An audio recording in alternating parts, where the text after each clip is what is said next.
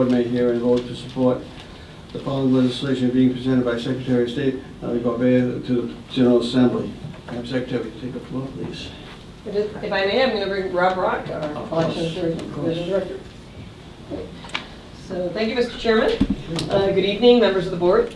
It's a pleasure to be here once again before you to share with you the intended legislation of the Department of State. And as I was saying to someone just before this hearing, to seek comments, and of course one always with legislation looks for support as well, so as you may see fit. But more than anything, also just to get your insights. And I know that we've had a chance of discussing some of these with Mr. Raposa, and so it's really great to have this ability to work together on improving elections in the state of Rhode Island. So without further ado, I will say that we have 4 different measures before the legislature that I think will be important in improving elections here in Rhode Island and increasing the integrity of election, as well as securing access, improving access to the ballot box, which is equally important. The first is in-person early voting. I've tried this for a number of years. This is the new and enhanced in-person early voting. We're establishing a process for in-person early voting, whereas citizens would be able to cast ballots with a voting machine 20 days prior to Election Day. And this bill would also allow for 1 weekend of early voting before the primary and the general elections, 4 hours on a Saturday, 4 hours on a Sunday. This is basically what we call right now emergency mail ballot period, named what it is, early in-person voting, and simplifying the process that we have in place right now. Taking advantage of the fact that we will be distributing electronic poll books throughout the state so that we're able to, on every single night, be able to provide information on voting and what's happening. So it really builds off of the current emergency mail ballot statute. It clarifies where necessary, so we can provide greater access to the ballot box. Voters are busy these days, and I'll say this, I live in North Kingstown, I work in Providence. I sometimes don't have time during a given election day to make it all the way back to North Kingstown to vote and then come back to my office, and I'm probably the last office holder to vote on Election Day of the constitutional officers. Thank goodness for that 7 to 8 o'clock p.m. window. Allowing people, particularly those who commute, the ability to vote on that Saturday and Sunday for those 4 hours, I think is a really wonderful measure. Rhode Island would be joining at least 33 other states in the District of Columbia in providing citizens with an opportunity to vote early in person without an excuse. So, do you have any questions on that particular measure? Of course. Madam Secretary, I just wondered why the implementation, you're looking at 2019 as Yes. implementation. Could you explain why? So we went with 2019 because this year it would be very difficult to do this at this point, given where we are in the election calendar. And we figured that there would be some special elections during 2019 that we could test this out with. Now, the bill right now for special elections allows discretion with regards to this, the early in-person voting, but 2019 would allow us a few test cases before we fully implement for 2020. Anybody else? Mr. Chair, a couple of questions. The 20-day period is actually sort of the average of what those states that currently have early voting. It is. Would you? I haven't actually seen the bill. Would your bill modify the existing emergency statute in any way, or is it? Yes. How I mean, that's, Yes. you want to speak to that, What Rob? would it do?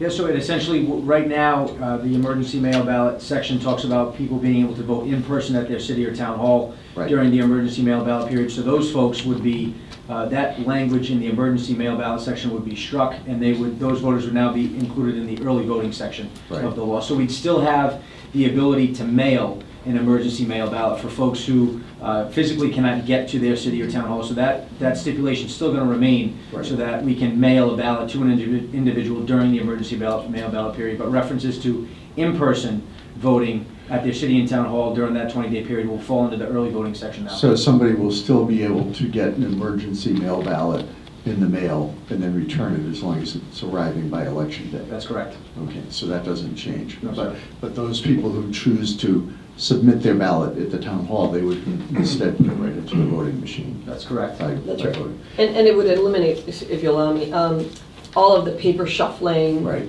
that happens right now as part of this process. right. So it would streamline it. Because one of the things I've been concerned about, one of the things I have on the agenda tonight is dealing with folks whose mail ballots are rejected because of and often, in many cases, a lack of a signature, that people forgot to sign their ballot before they send them in. Right now, we have no way of rectifying that. Those ballots are just voided and people lose their right to vote. By using this 20 days of in-person voting, if the ballot is wrong, it's going to get kicked out, and we won't have to deal with voter intent in remaking those ballots, so it'll actually be more efficient. That's correct. Right, okay. So I think it's important to have a robust early voting period. I think it's important, people have the right to vote by mail, and they should have the right to vote in person during the same time they have the right to vote in mail. It's pretty simple, pretty straightforward. So, and we'd love to see it implemented this year. Yeah, I think that's a little bit tougher to fly. This kind of change does require, particularly because we're asking for additional time. Budgets have already been set. So I think having it in 2019 is a good sort of trial period and then fully enforced in 2020. So we'll have to deal with 45,000 mail ballots. Sorry. Madam Secretary, you mentioned a special election was set, it would be at the discretion, you didn't say of whom as to whether or not there would be early voting. I'm just wondering, whose discretion? Actually, Martesian, yeah, Jason Martesian. It would be up to the community, the city or town. Okay. It would be so it would, yeah, okay. Well, is that clear in the legislation? One sec. Yes.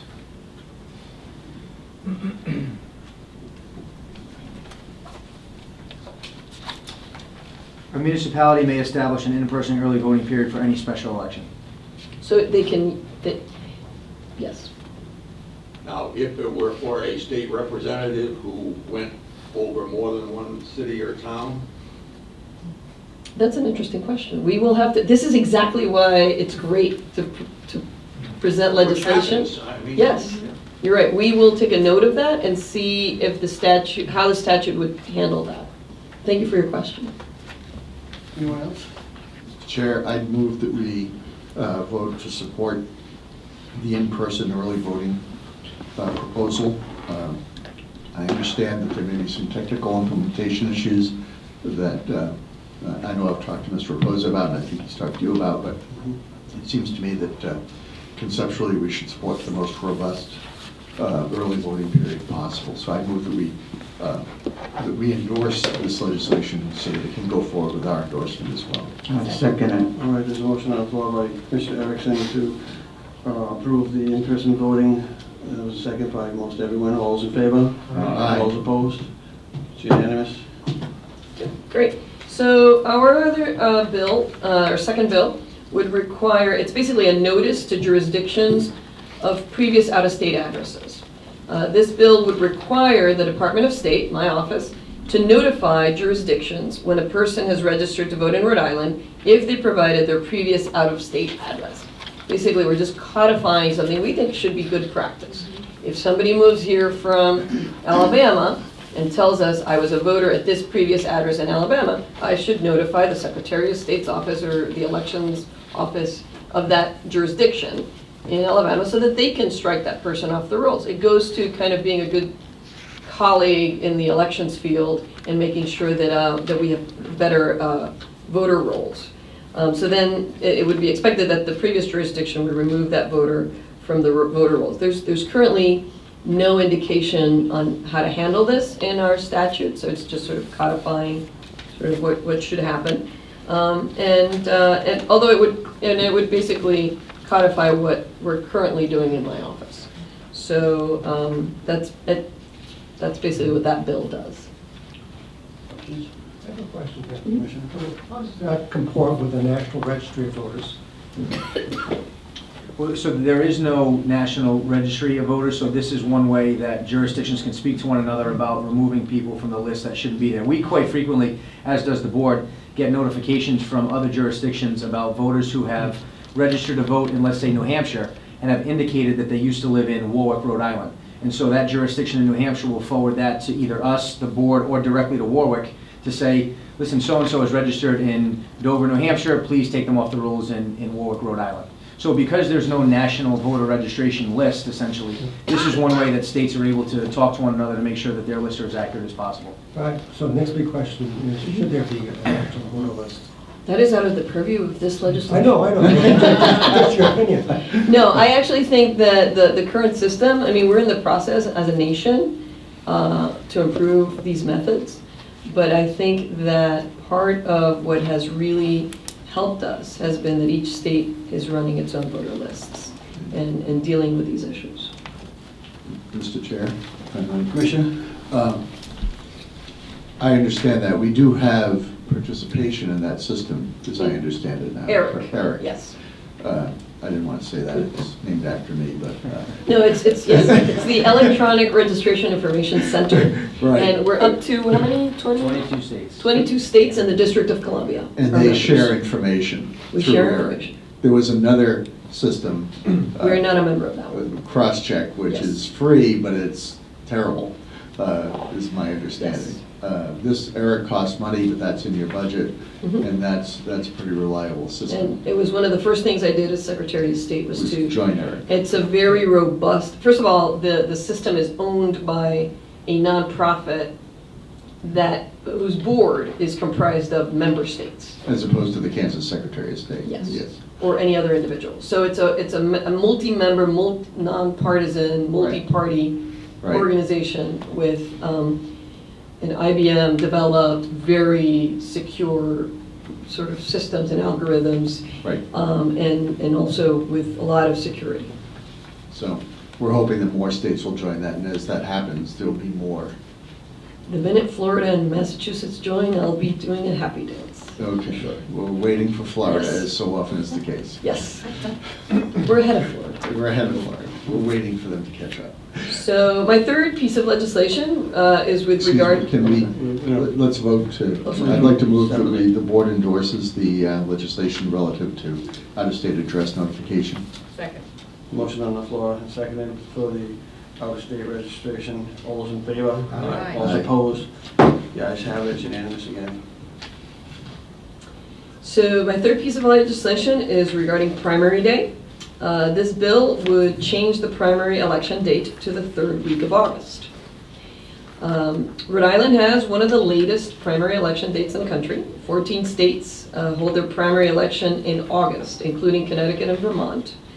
The September primary date that we have right now makes it very difficult to meet the federal deadlines to deliver mail ballots to military and overseas voters in order that we can ensure that they can return their ballots by 8 p.m. on election day.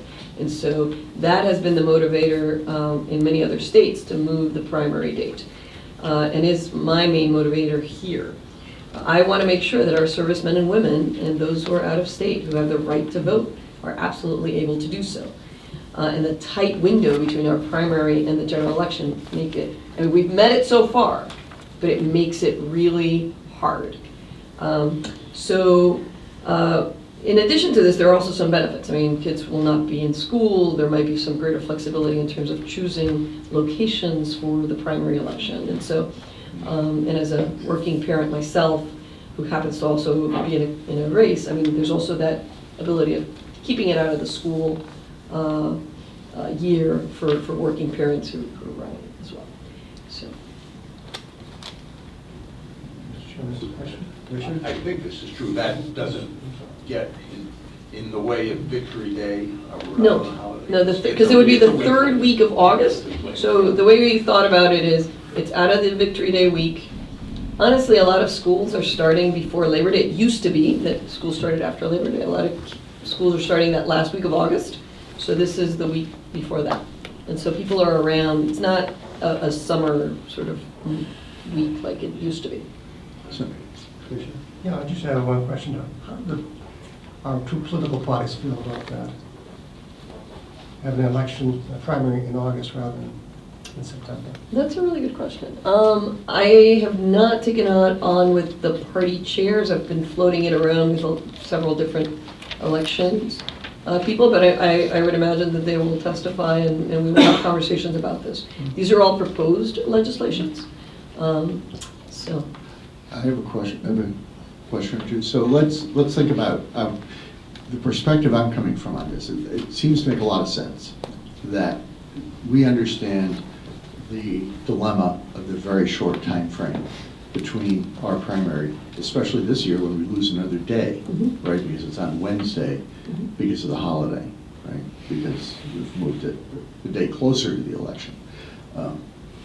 We also have to think about the impact this has on people who are running for office, who might be challenging in a primary. It does reduce the length of time that the primary election goes from the end of June to September. One of the problems of changing the primary, I know some people have talked about, well, we should just do it in June, which creates a whole host of massive issues in terms of trying to restructure and would probably reduce competition in races dramatically because people would be declaring now or would have to file now for that. So it's a dilemma in terms of making sure that we have enough time to get the military ballots out, but also giving people enough time to get their message out and not pushing the declaration periods so early in the year. I mean, those are sort of the moving parts here, as I understand it. Is that a fair assessment? that is correct. Yeah. So, okay. So, is this still a work in progress, or are you ready to go with this? We are introducing legislation, but as legislation is, want to happen, there's amendments at times. Yep. But you gotta get it started, so. And if I just may, part of the bill too is to move the declaration period back. Back So- to the 1st of June? Correct. The first consecutive Monday, Tuesday, and Wednesday, as opposed to the last. So It that, used- You know, it used to be 10 days at the beginning of June. Have you given any thought to 10 days? Give more time for people to declare? It used to be 10 days. Of course, that was back when I was in the legislature, which is like somewhere in the early part of the last century, so. Just a thought. Anyone else?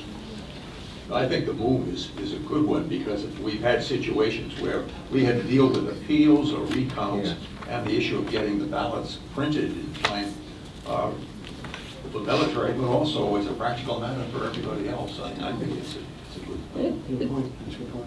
And it's not, a huge shift, but it's enough of a time to give us a little bit more of a buffer.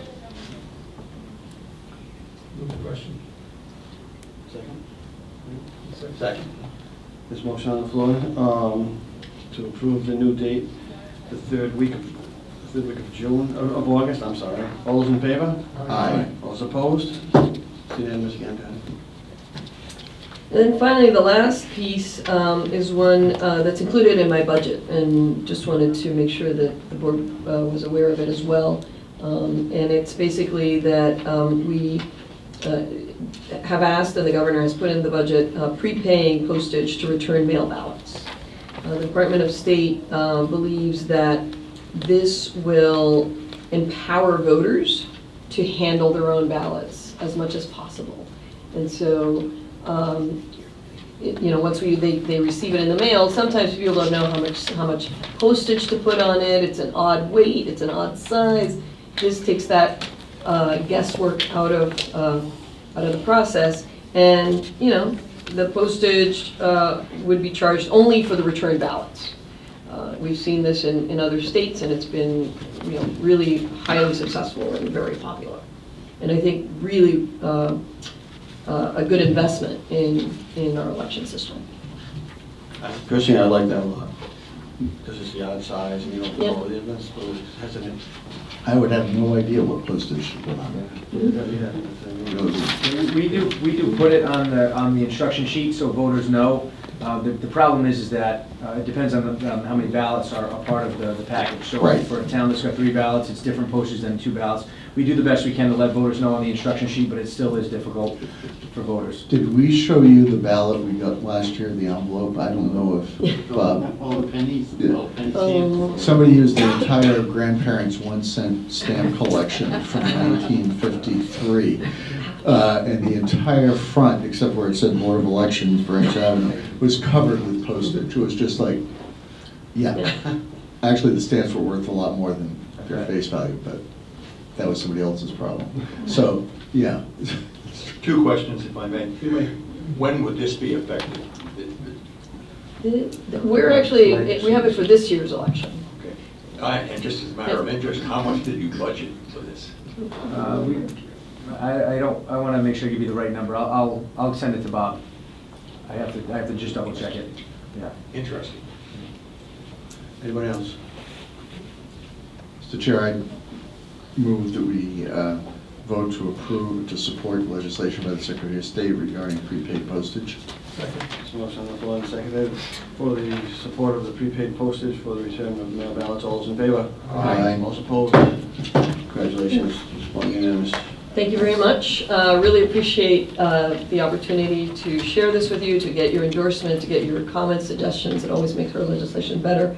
And for, working with us on improving the integrity of elections, as well as access to the ballot box. Thank you for coming. Yeah, thanks for coming. Thank you so Thank you. much.